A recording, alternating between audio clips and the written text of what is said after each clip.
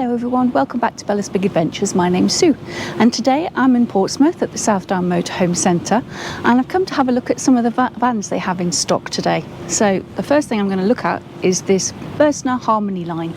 It's the Lyseo TD 736 and as you can see it's £101,255 as it is on the road for this vehicle. Obviously there are optional extras and things that you can add which will affect the price. So it's got the beautiful grey out exterior and the Burstner traditional graphics. We've got water access here and drainage. You've got your gas locker there. You've got your wastewater underneath there, and it does have a little sticker on it so you know where it is. You've got your shore power hookup here, and you've got a nice big garage which is not open.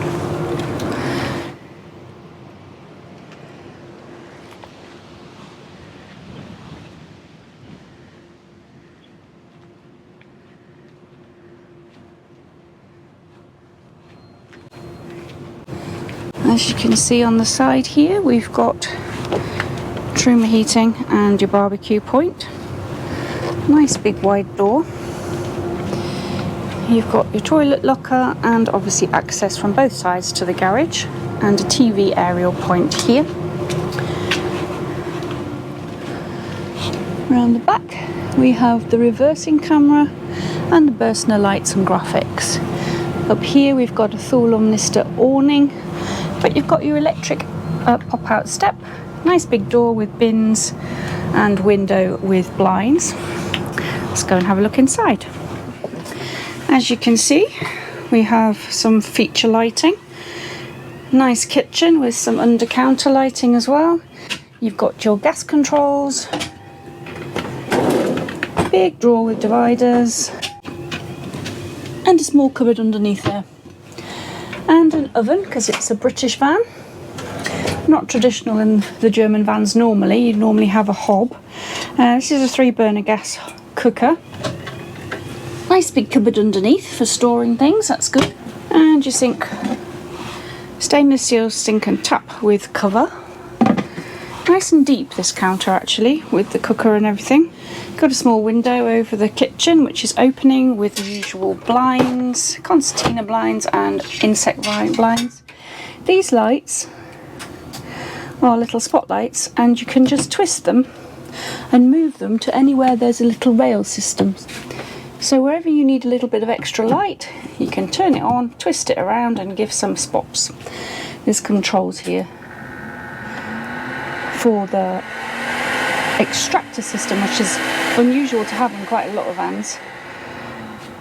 Again, you've got the little recessed bit of light under the cupboards and above the cupboards, and a nice big cupboard. Small space here for, say, a tall bottle of oil or something like that.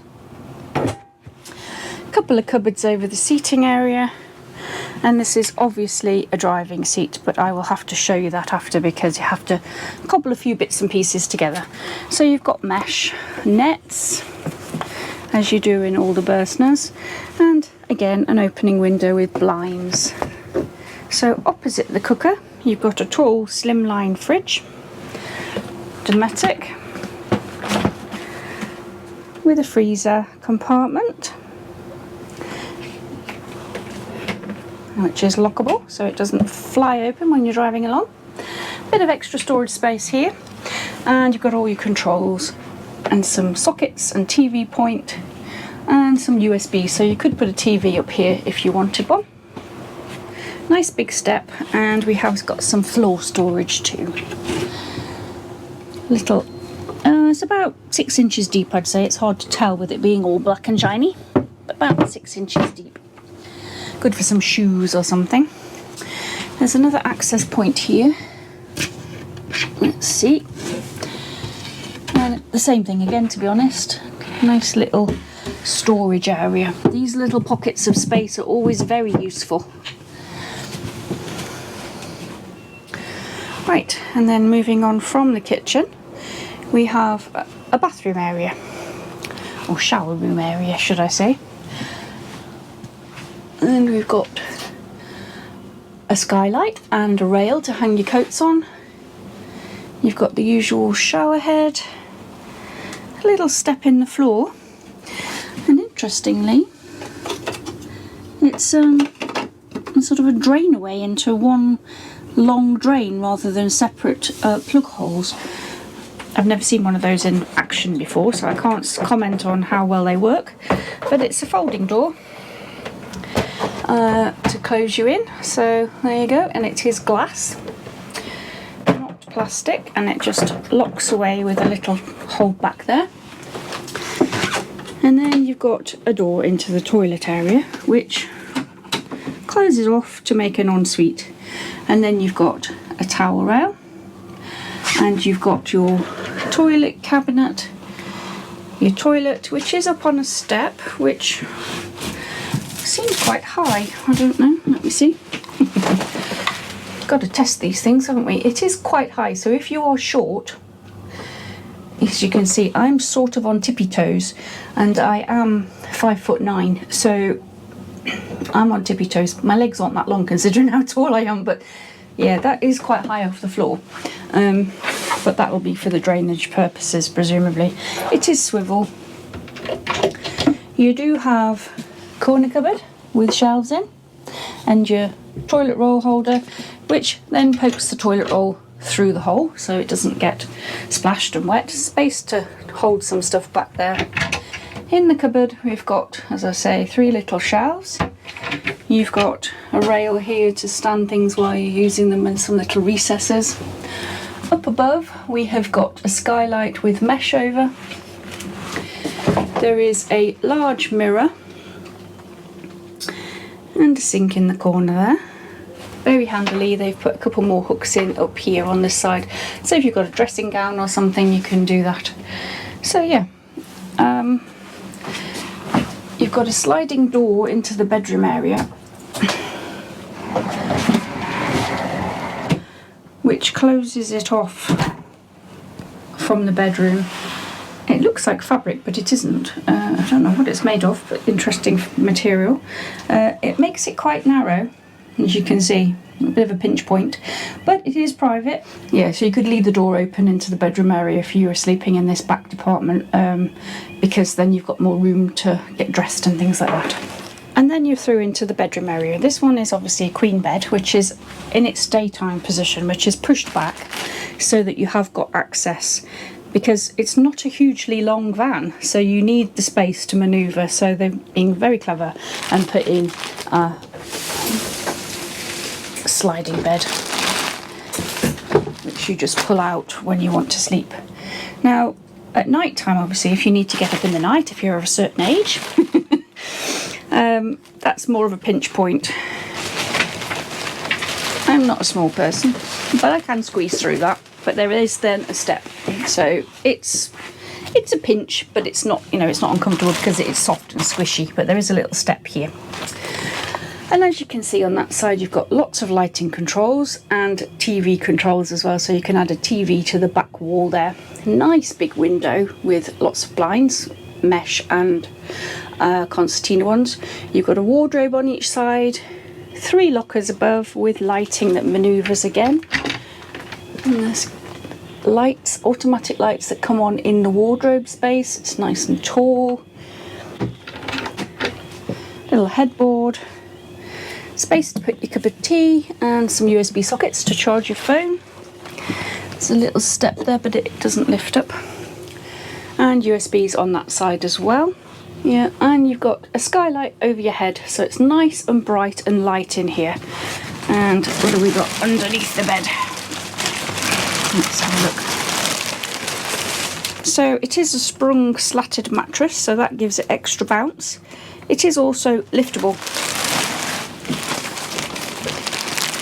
so you can lift the bed up entirely and actually see into your garage. That is the garage area down there.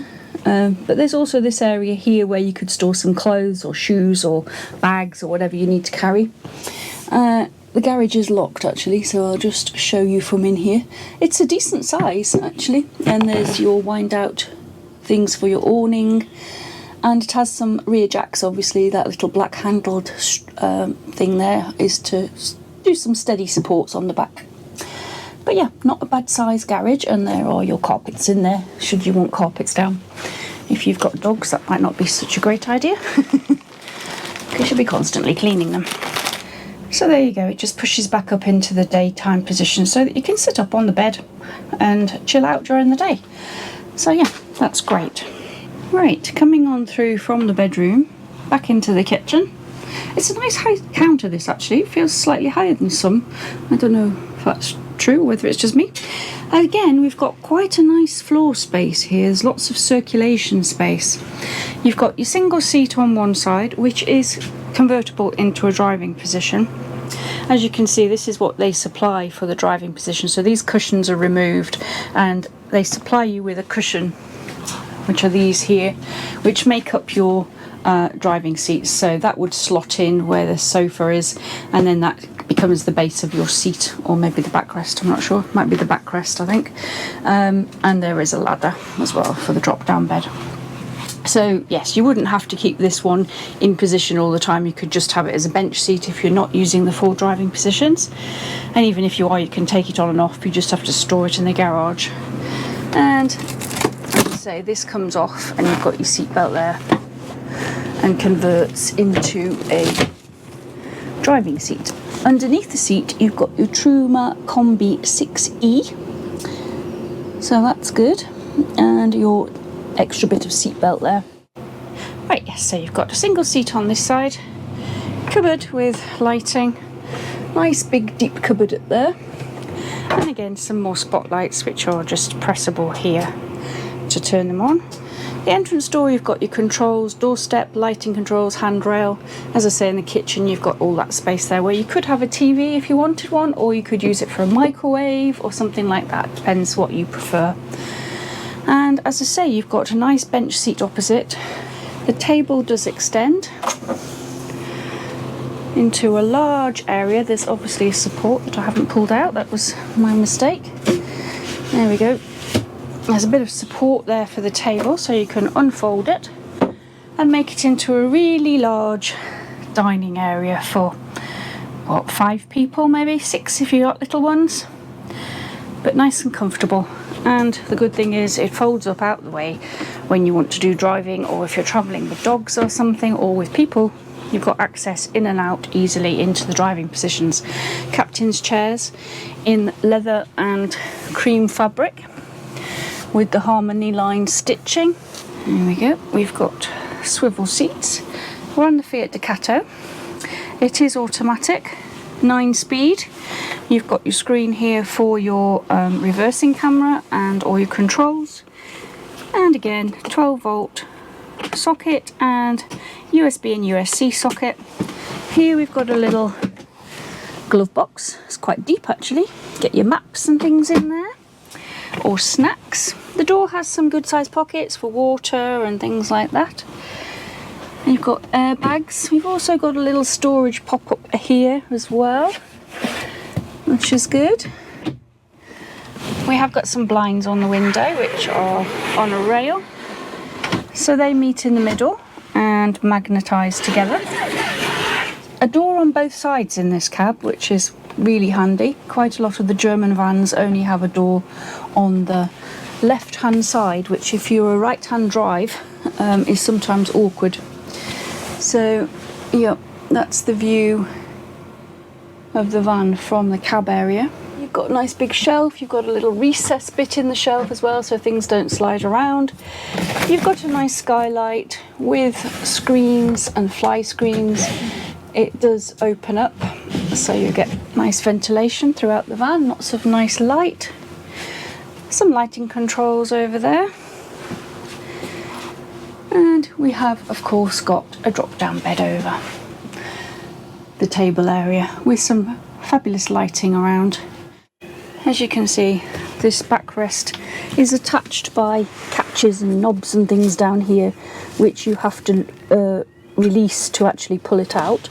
Under the seat there is access to your water supply, and if we just remove the cushion so you can see the other side,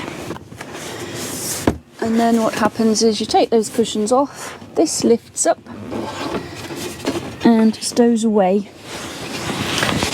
as a little table for the passenger seat, and then you've got room on the floor for your feet, and that can be folded down as well.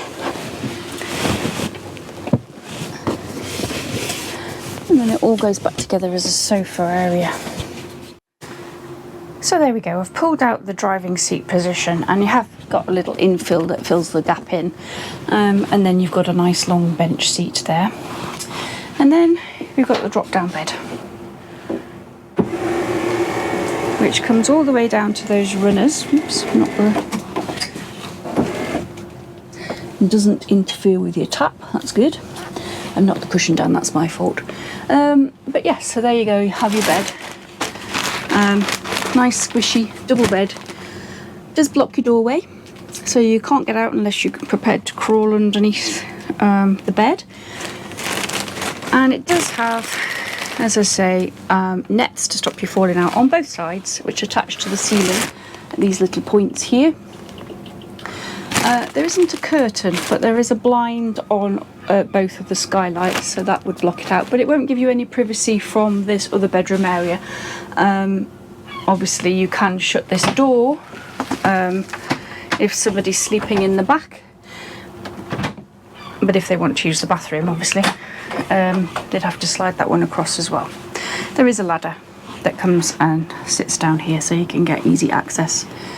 So yeah, good size 4-berth bed, and driving positions, and in reverse it just takes itself back up, and it is keyed, so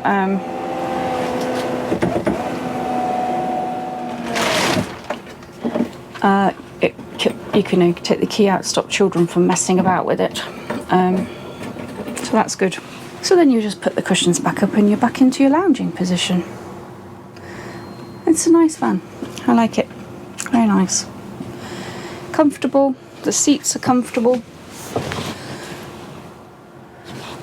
there's plenty of floor space to manoeuvre with dogs or kids or people if you're trying to get past each other, good sized fridge, shower cubicle area slightly smaller than usual, but not, you know, not uncomfortably so, and yeah, you've got a nice extractor fan. And you've got this huge table, so if you haven't got enough work counter space here for cooking and stuff, you can use your table, or if you're not using this for a microwave or something, you've got that space too. So I hope you've enjoyed this video. If you have, don't forget to give me a thumbs up and click that bell for notifications so that you don't miss any future updates. Thanks for watching. Bye for now.